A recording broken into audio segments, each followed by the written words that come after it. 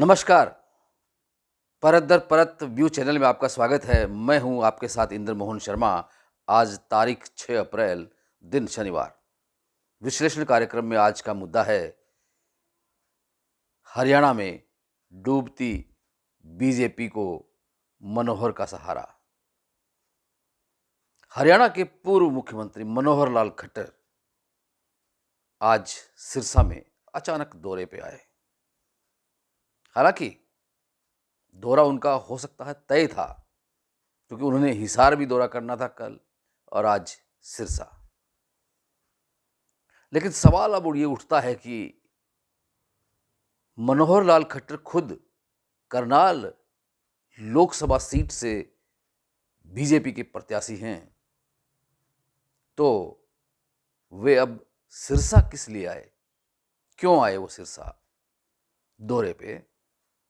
ये सवाल उठ रहा है सियासी गलियारे में।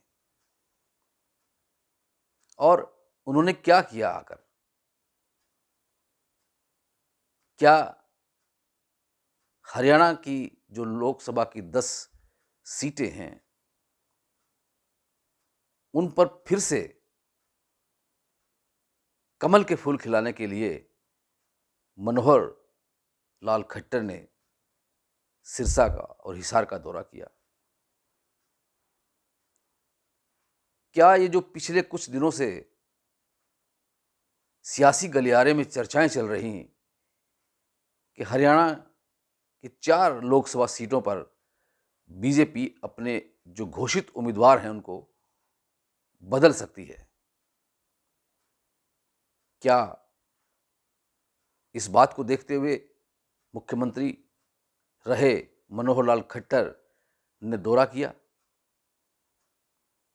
हालांकि इस वक्त मुख्यमंत्री नायब सिंह सैनी हैं हरियाणा के, और वो भी कल संडे को सिरसा आएंगे।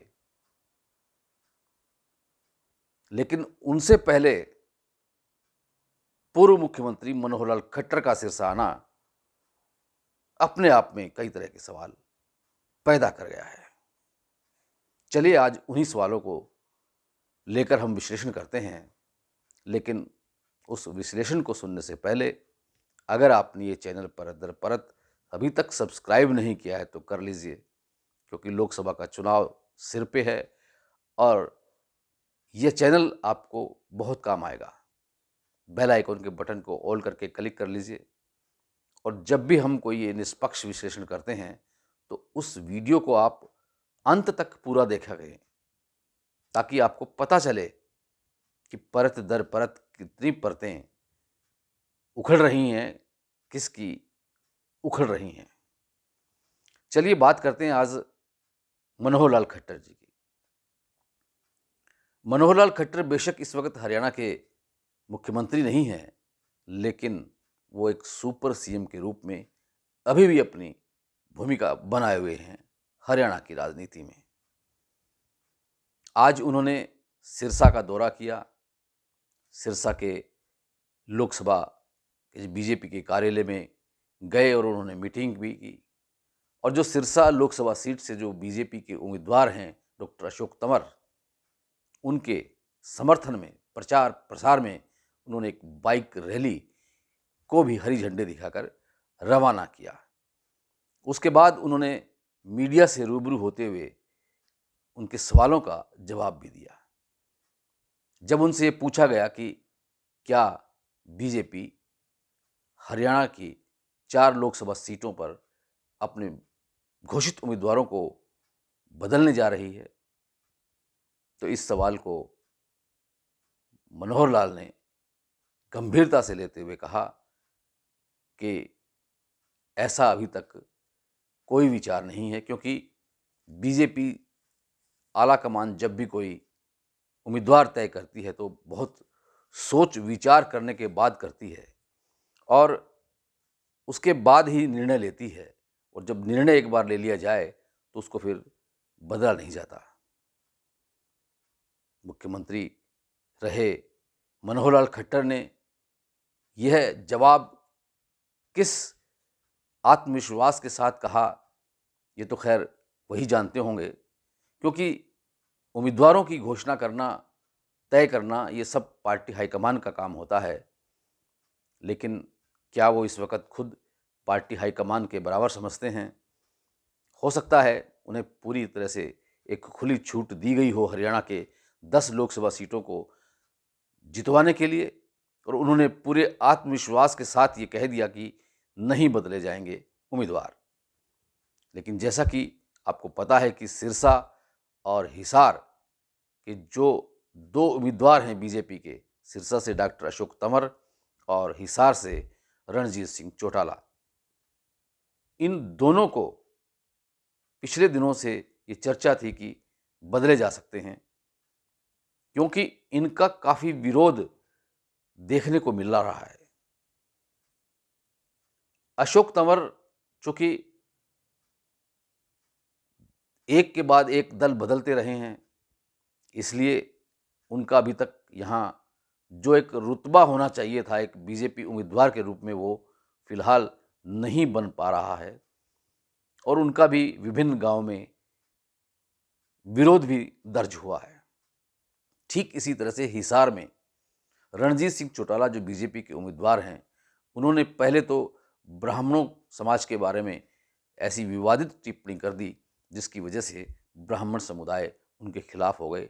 हालांकि रणजीत सिंह चौटाला ने उस सिलसिले में माफ़ी भी मांग ली है, लेकिन अभी तक ब्राह्मणों में उस बात को लेकर रोष माना जा रहा है। इसके अलावा जो किसान आंदोलनरत हैं, वो भी हरियाणा के सभी लोकसभा सीटों पर बीजेपी के उम्मीदवारों का विरोध जता रहे हैं। इतना ही नहीं, जो बीजेपी के साथ जो गठबंधन बना के जेजेपी रही थी पिछले 4.5 वर्षों में, तो दुष्यंत चौटाला जो डिप्टी चीफ मिनिस्टर रहे थे, उनका भी विरोध गांव में हो रहा है। खासतौर से नारनौद के पास नाड़ा गांव में उनका विरोध हुआ।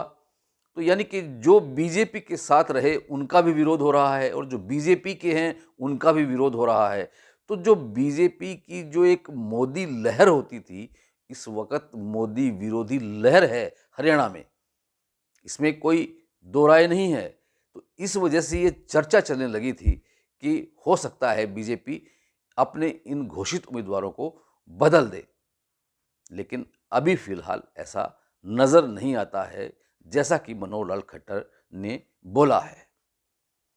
तो हो सकता है कि जो पीएम नरेंद्र मोदी ने जो 400 पार का आंकड़ा दे रखा है, वो जो 370 बीजेपी की सीटें लोकसभा में लेने के लिए जो उतावलापन दिखा रहे हैं, तो क्या वो वाकई में उस टारगेट को पूरा कर लेंगे? खैर, ये तो एक भविष्य की बात है, लेकिन बात हम सिर्फ फिलहाल हरियाणा की ही कर रहे हैं कि हरियाणा की जो 10 सीटें हैं लोकसभा की, उन 10 सीटों में से पिछली बार पूरी की पूरी 10 सीटों पर कमल के फूल खिले थे। लेकिन क्या इस वक्त ऐसा हो सकेगा कि अब भी जो 10 सीटें हैं उनमें से जो 6 उम्मीदवार हैं 6 सीटों पर, वो वास्तव में बीजेपी से संबंधित उम्मीदवार नहीं हैं।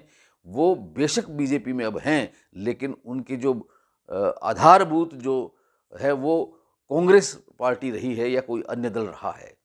तो ऐसे में जो बीजेपी के जो पुराने नेता हैं, कार्यकर्ता हैं, वो भी अपने मन को मसोस रहे हैं। वो भी अंदर ही अंदर ऐसे सुलग रहे हैं कि उनको उम्मीदवार क्यों नहीं बनाया गया, जबकि वो एक कद्दावर नेता भी हैं बीजेपी के। जैसे कि सिरसा से सुनीता दुग्गल ने पहली बार 2019 में सिरसा लोकसभा सीट पर कमल का फूल खिलाया था और 3 लाख से अधिक वोटों से जीत हासिल की थी, लेकिन इस बार उनकी टिकट काट दी गई। और इसी तरह से हिसार में यह उम्मीद मानी जा रही थी कि भी कुलदीप बिश्नोई को बीजेपी उम्मीदवार बना सकती है या कैप्टन अभिमन्यु को बना सकती है, लेकिन रणजीत सिंह चौटाला जो कि निर्दलीय थे और जो पहले कांग्रेस की पृष्ठभूमि में थे और उससे पहले वो इनेलो में थे, तो उसके बाद वो निर्दलीय हुए और उसके बाद वो बीजेपी में शामिल हो गए और उनको हाथों हाथ टिकट भी दे दी गई और वो अब वो बीजेपी के उम्मीदवार हिसार से बना दिए गए हैं लोकसभा सीट के लिए। लेकिन क्या ये अब सीटें जीतने के काबिल हैं? ये एक बहुत बड़ा सवाल बना हुआ है अभी भी सियासी गलियारे में। उस चीज़ को, उस नब्ज़ को टटोलने के लिए, मतदाताओं की नब्ज़ को टटोलने के लिए मनोहर लाल जी का ये दौरा हो सकता है। और हो सकता है कि अभी काफ़ी वक्त पड़ा है, 25 मई को मतदान होना है हरियाणा में, और तब तक राजनीति है, कुछ भी हो सकता है, कुछ भी बदलाव हो सकता है, क्योंकि उत्तर प्रदेश में, राजस्थान में भी हाल ही में बीजेपी के उम्मीदवारों को बदला गया है। तो कोई बड़ी बात नहीं है कि हरियाणा में भी कुछ सीटों पर अदला बदली की जा सके बीजेपी के उम्मीदवारों की। लेकिन अब देखना यह है कि अगर बाई चांस अगर ये अदला बदली की भी जाती है उम्मीदवारों की, तो क्या उससे बीजेपी के उम्मीदवार जीत पाएंगे? ये अपने आप में बहुत बड़ा सवाल है। हरियाणा की राजनीति इस वक्त एक ऐसी राजनीति हो गई है कि जहां पर बीजेपी पे मोदी का जादू अभी चलता हुआ नजर नहीं आ रहा है हरियाणा में।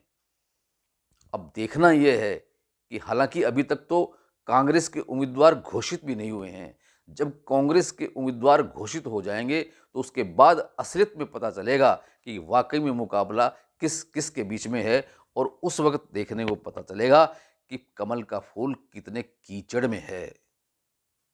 क्या उस दलदल की कीचड़ में कमल के फूल खिल पाएंगे? ये आने वाला वक्त ही बताएगा। विशेषण कार्यक्रम में आज इतना ही। कल फिर किसी नए मुद्दे के साथ आपसे रूबरू होंगे। तब तक के लिए इंद्र मोहन शर्मा को इजाज़त दीजिए।